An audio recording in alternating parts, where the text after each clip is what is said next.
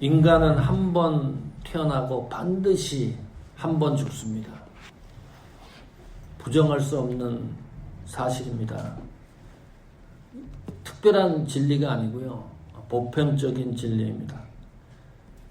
모든 사람들이 경험하는 진리입니다.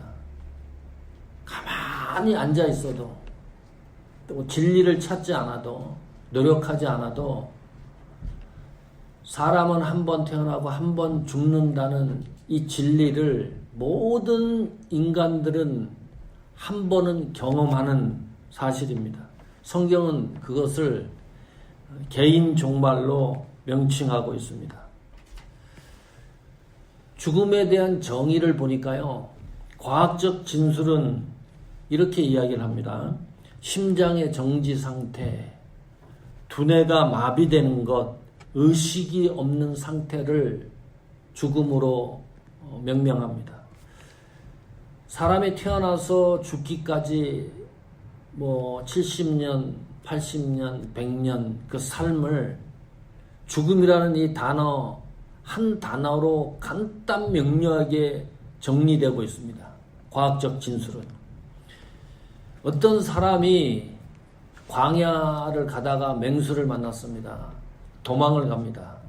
살기 위해서 큰 구덩이를 발견하고 그 밑으로 뛰어들었습니다.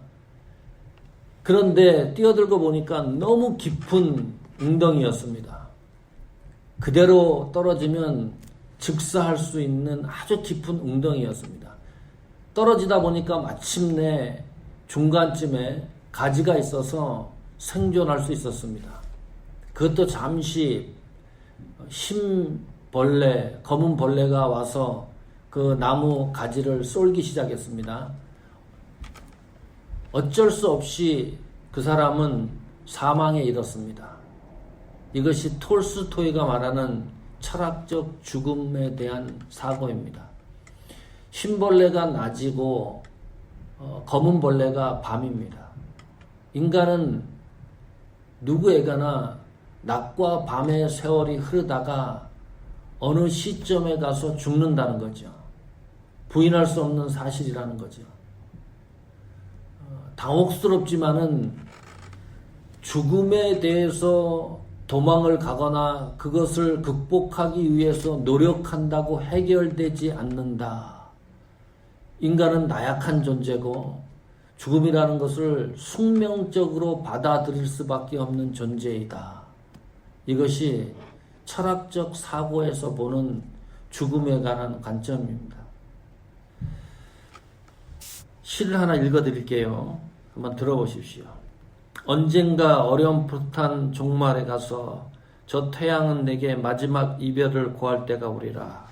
목동은 그늘에서 피리를 불고 가축들은 강기슭 언덕에서 풀을 뜯고 있을 때 내 운명은 어둠 속으로 지나가리라.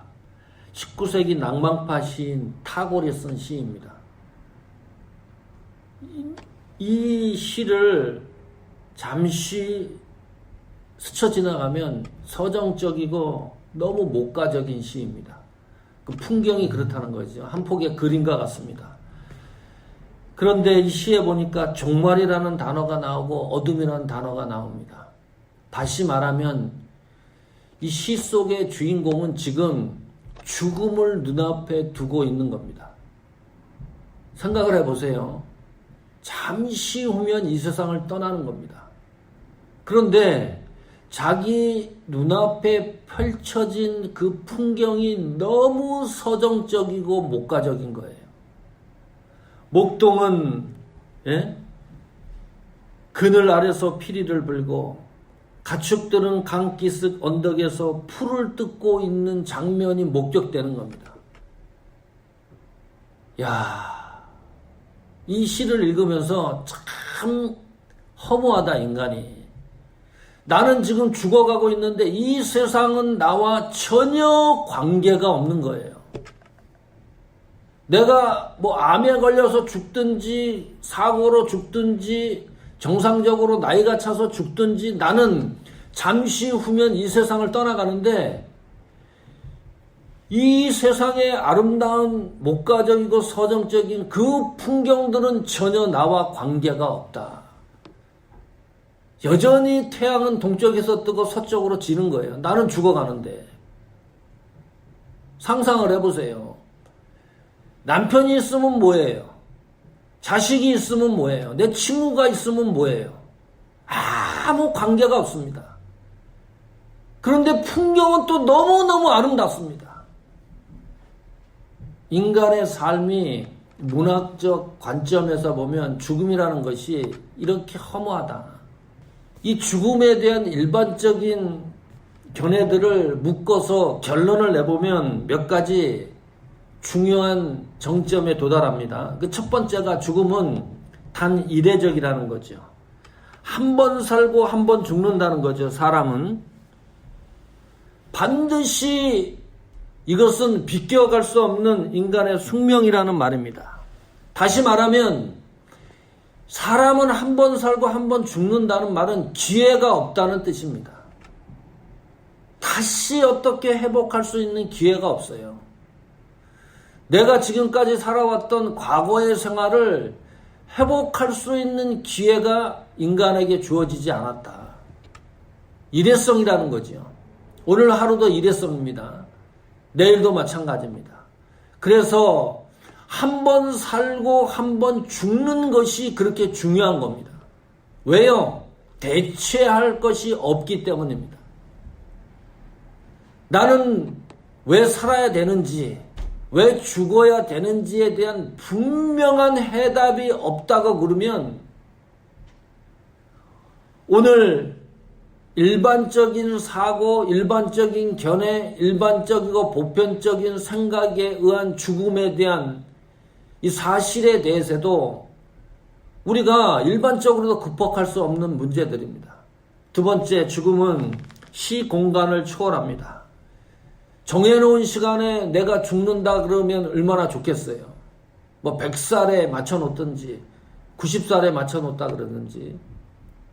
그런데 내가 죽을 수 있는 시간을 정해놓을 수도 없을 뿐 아니라 또 정해놓는다고 해도 그 시간에 죽을 수도 없는 것입니다. 그러니까 죽음이라는 것은 시간을 초월한다는 거지.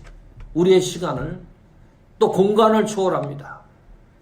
어느 한 장소에서 죽지 않습니다. 우리가 어떤 사람은 병원에서, 어떤 사람은 하늘에서, 산에서, 배에서, 바다에서, 길거리에서 많은 어떤 공간과 장소에서 죽어간다는 거죠. 하나의 장소에서 죽는 것이 아니라. 세 번째, 죽음은 인간의 상황과 관계없이 찾아옵니다. 쥐고와를 막론하고 잘생기고 못생기고 관계가 없습니다. 나이가 어리고 나이가 많다 관계가 없는 거죠. 재산이 많다 없다, 가난하다 부유하다 전혀 관계가 없습니다. 공부를 얼마나 했느냐 안 했느냐도 관계없이 찾아온 것이 죽음입니다. 네 번째는 홀로 죽고 대신할 수 없는 것이 죽음입니다. 다시 말하면 죽음이라는 것은 지극히 개인적인 사건입니다. 비행기를 타고 가다가 비행기가 잘못돼서 그 비행기 안에 있는 모든 사람이 죽었다 그래도 죽음 자체적으로는 개인적인 사건이라는 말이죠. 이게 무서운 거예요. 그래서 죽음은 폭군과 같습니다. 내가 죽음을 준비를 하건 아무 일도 안 하고 동작을 그만둔 정지 상태에 있다 그러더라도 이 죽음은 찾아온다는 거지요. 우리가 죽음을 망각하는 거지 죽음이 인간을 망각하지 않는다. 다시 말하면 그렇다면 죽음이라는 것은 내 것이 아니라는 것이 증명됐습니다.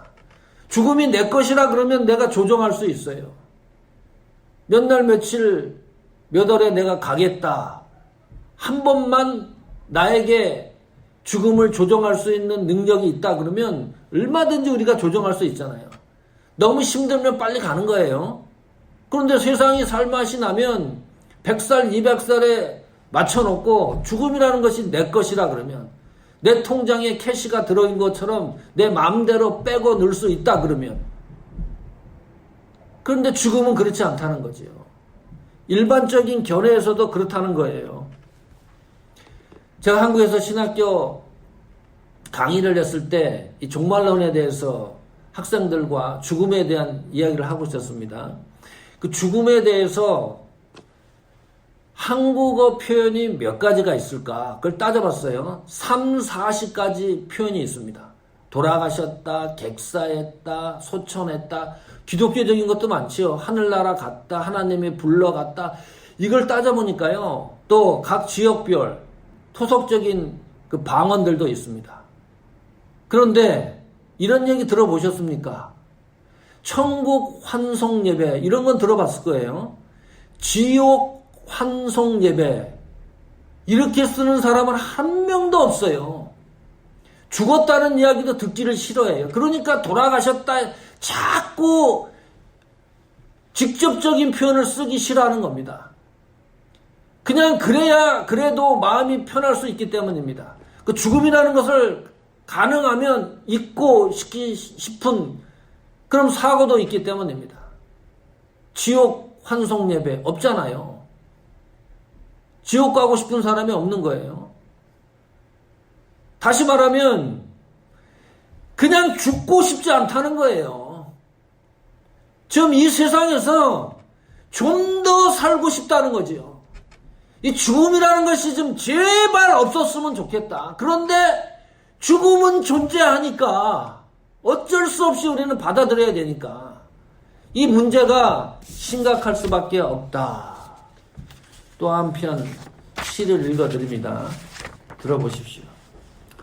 내 주인은 온통 어둠의 구렁텅이, 나를 시감고 있는 칠흑의 밤에 나는 그 어떤 신이든 신에게 감사한다. 내게 굴하지 않는 영혼을 주셨음을. 잔인한 환경의 미수에서도 나는 굴하거나 소리내어 울지 않았다. 운명의 몽둥이에 두들겨 맞아 내 머리에서 피가 흘러도 굴하지 않노라. 분노와 눈물로 범벅이 된 이 땅을 넘어 공포의 그림자만이 어렴풋하다. 아직도 재앙의 시간이 계속되지만 나는 두려움에 떨지 않을 것이다. 천국의 문이 아무리 좁을지라도, 얼마나 많은 형벌이 날 기다리고 있을지라도 나는 내 운명의 지배자여 내 영혼의 선장이다. 이런 시 들어보셨습니까? 1875년에 영국 시인입니다. 윌리엄 어네스트 헨리가 쓴 시입니다. 인빅터스, 라틴어인데 시 제목입니다. 정복할 수 없는, 극복할 수 없는 그런 뜻입니다. 영화로도 제작이 됐었죠. 인빅터스. 보셨던 분들이 있을 거예요. 이 헨리가 25살에 골수염으로, 결핵성 골수염입니다. 한 다리를 잘랐습니다. 너무 고통스러운 시절을 보내는 그 속에서 쓴 시가 인빅터스입니다. 대단한 시죠.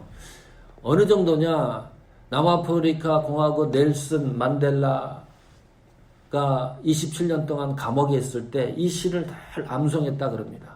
그러면서 격려를 받고 위로를 받고 힘을 얻었다는 거죠. 1995년에 오클라호마 연방청사에 테러가 일어났습니다. 트럭에 폭탄을 싣고 들어가서 폭파시켜 버렸습니다. 그 폭파시켰던 사람의 이름이 티모시 맥베이입니다. 168명이 죽었습니다. 500여 명이 중경상을 입었습니다.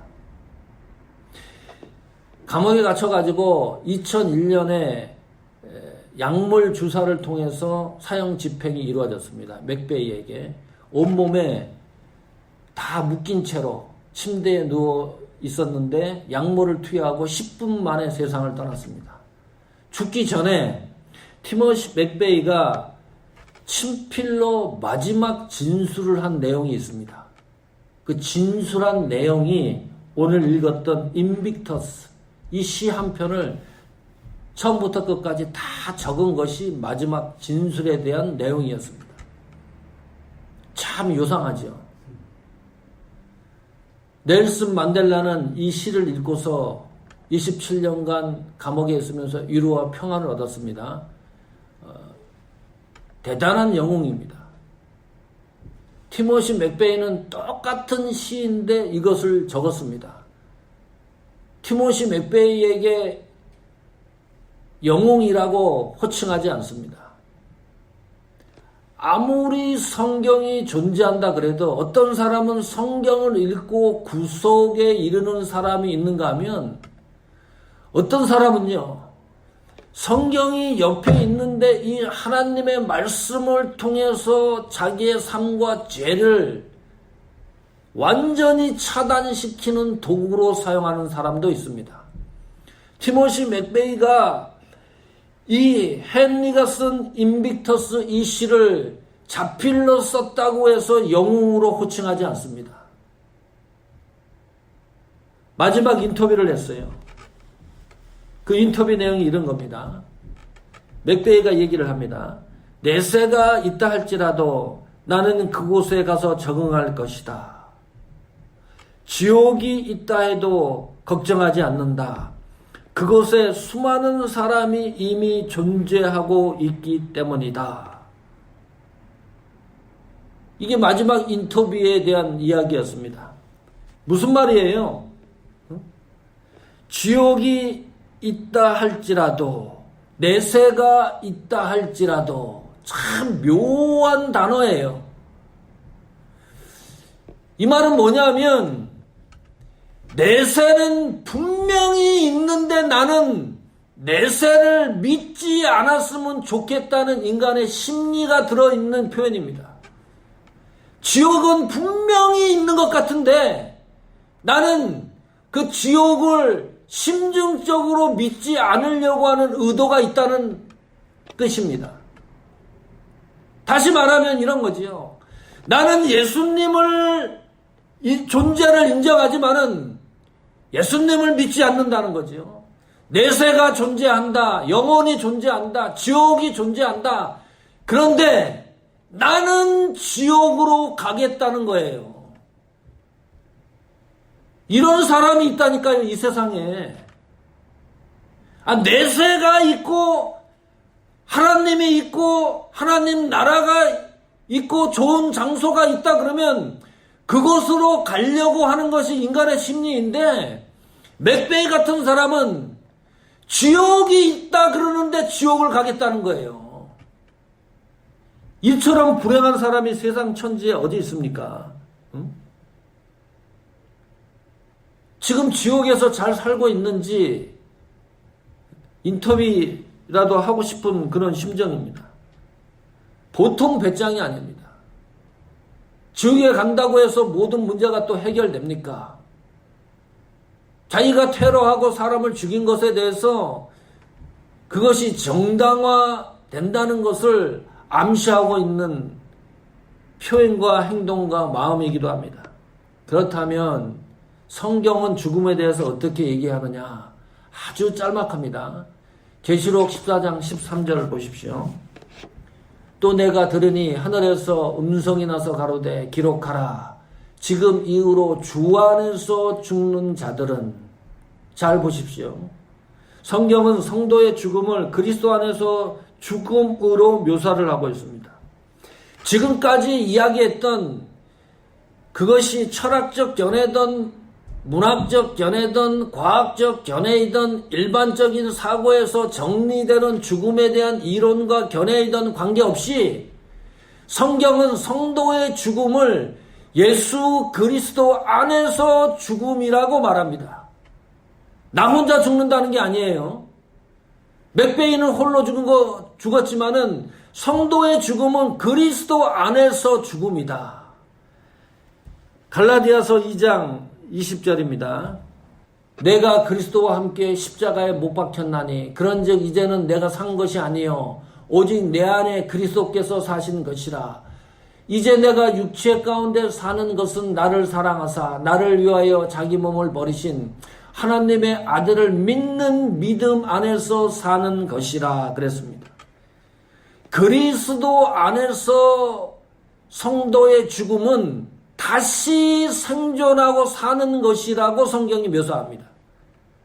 그러니까 성도에게는 사실 죽음이라고 하는 단어가 존재하지 않습니다. 왜냐하면 이 세상 육체적 죽음이 마지막 종말을 고하면 다시 생존하기 때문입니다. 다시 사는 거예요. 그런데 어디에서 사느냐? 그리스도 안에서 사는 겁니다. 내 안에 그리스도께서 살고 존재하고 있기 때문입니다. 이것이 성경이 말하는 성도의 죽음에 대한 정확한 묘사입니다. 두 번째는 복이 있는 죽음입니다. 다시 14장 13절로 돌아오십시오. 주 안에서 죽는 자들은 복이 있도다. 왜 복이 있다 그러나요? 죄 문제가 해결되기 때문입니다. 맥베이가 죽었다고 죄 문제가 해결됩니까? 본질적인 죄, 또 테러했던 그 모든 죄가 해결되지 않습니다. 복이 있다는 이유는 로마서 5장 8절 보십시오. 우리가 아직 죄인 되었을 때 그리스도께서 우리를 위하여 죽으심으로 하나님께서 우리에게 대한 자기의 사랑을 확증하셨느니라. 복이 있다는 말은 인간의 힘으로 죄 문제를 해결할 수가 없는데 그 죄 문제가 해결됐기 때문에 우리의 죽음이 복이 있다. 이 문제를 하나님이 예수님이 해결해 주시지 않았다 그러면 절대로 죽는다고 이 문제가 해결되지 않기 때문입니다.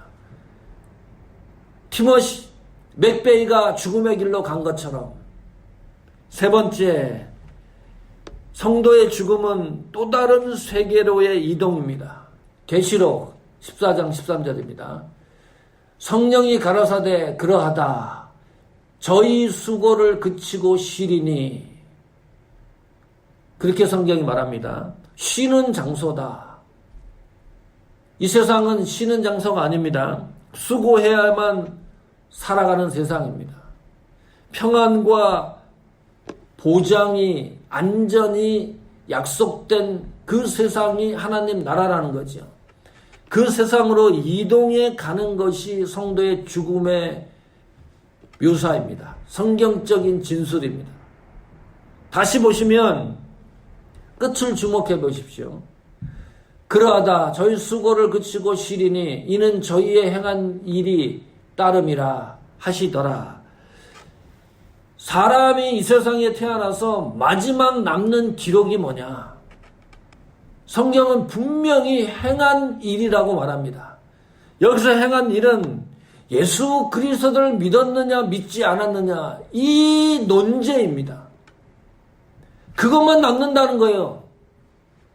마지막 순간에는 내가 얼마나 부유했느냐 가난했느냐 배웠느냐 못 배웠느냐 전혀 관계가 없다는 거죠. 마지막 정점에 서 있을 때는 하나님을 믿었느냐 예수님을 믿지 않았느냐 그 믿음에 행한 일만 우리 인간의 삶 속에 마지막 기록으로 남는다. 그래서 성도에게 소망이 있습니다. 희망이 있습니다. 지치고 힘들고 살아가는 것이 막힘이 많다 그래도 오늘 말씀으로 위로받고 힘을 얻기를 간절히 축복합니다. 주구청교회 이동환 목사님이 차남입니다. 이름이 이범입니다. 변호사였습니다. 10월 16일인가요? 대장암이 걸려가지고 어쩔 수 없이 소초됐습니다.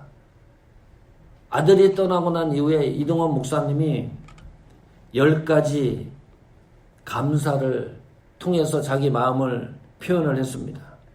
그 감사 내용이 이런 거예요. 들어보십시오. 아들이 지독한 암의 통증에서 해방되어 감사합니다. 두 번째, 영광의 나라 천국에 입성하여 감사합니다. 세 번째, 그동안 유모가 많았던 아들을 인해 누른 기쁨을 인해 감사합니다. 네 번째, 단 한 번도 불평 없이 자랑만 하던 아내와 애기였던 손자를 남겨주어 감사합니다. 다섯 번째, 어려서 게임을 좋아하더니 게임 변호사가 된 것을 감사합니다. 여섯 번째, 아들의 고통을 통해 예수님을 내어주신 하늘 아버지의 고통을 알게 하심을 감사합니다. 7번째, 아들의 암투병을 통해 수많은 암 환자의 고통과 연대하게 된 것을 감사합니다. 8번째, 또한 자식을 먼저 떠나보낸 수많은 부모들의 고통과 연대하게 되어 감사합니다. 9번째, 아들의 치유를 위해 기도와 수많은 중보 기도자들과 한 지체가 되어 감사합니다. 10번째, 아들이 긴 천국을 더 가까이 소망하게 되어 감사합니다. 그 말미에 이렇게 적어놨어요. 2020년 10월 가을 하늘 아래 아들 범을 천국으로 보내는 목사 아빠 이동원. 몇 번 읽어봤는데 마음이 울컥하더라고요. 슬퍼서 울컥하는 그런 감정이 아니라 멋있다. 정말 멋있다. 성도의 죽음은 이 세상에서 가장 아름다운 장면이다. 아들이 죽었는데 무슨 감사가 10가지가 나옵니까? 이 정도 인생이라 그러면 신앙생활 하다가 어떠한 상황에서 죽음을 맞고 이 세상을 이별하고 떠나는 사람도 그렇고 이 지상의 그 모습을 바라보는 가족과 이웃과 형제들도 그렇고 정말 성도의 죽음은 아름답고 멋있다. 슬픔만 있는 것은 아니다. 오늘 성경이 성도의 죽음에 대해서 분명하고 확실하게 이야기를 합니다. 성도의 죽음은 그리스도 안에서 죽음이라고 말합니다. 혼자가 아니라는 말입니다. 어떠한 죽음이라도 성도의 죽음은 복 있는 죽음이라고 성경이 말합니다. 거기서 끝나는 것이 아니라 하나님 나라를 약속한 죽음이라고 말합니다. 우리의 마무리가 이처럼 멋있고 깔끔한 역사 위에서 우리의 삶과 헌신이 지속되는 은혜가 충만하기를 축복합니다.